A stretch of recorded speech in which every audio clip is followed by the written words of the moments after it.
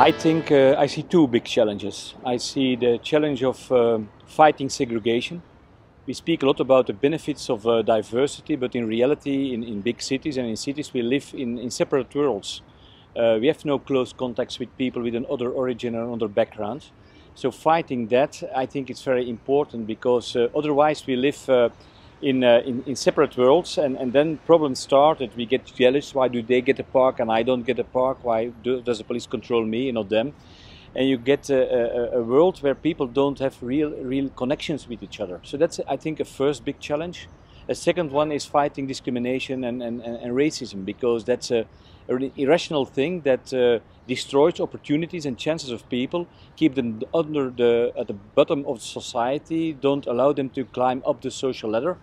And it destroys the dream our society is built on, namely the idea that if you work hard, do your best, you can get a better future. So we have to protect that dream and so fight discrimination and racism. I'm the 17th generation inhabitant of Mechelen, but I'm the first in a multicultural Mechelen.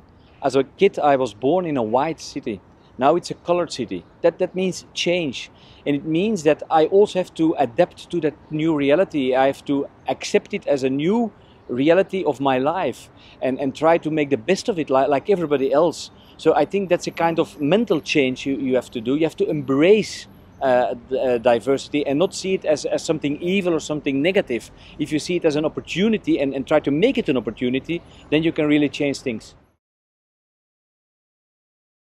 What Germany has done is created jobs, and I think it starts also there, that people can have a real added value to society. So invest in education, invest in the labor market, so that everybody has an opportunity to be part of the society, a real part of society, so that everybody can build up a better future for himself, and so help Germany to become stronger and more and have more welfare than before. So I think you can also ask things from people who come in our society. I think it's in their benefit to be very clear in what you want from them, but at the same time create opportunities for everybody and also for those newcomers. Combining two stories, let's say a classical left and a classical right-wing story. First of all, create safe streets, fight criminality very clearly, say that there are rules, everybody has to respect it, everybody has to be respected in the public domain, there is no excuse for criminality, clean up the streets, make clean and streets where people feel safe and happy, and at the same time be very inclusive.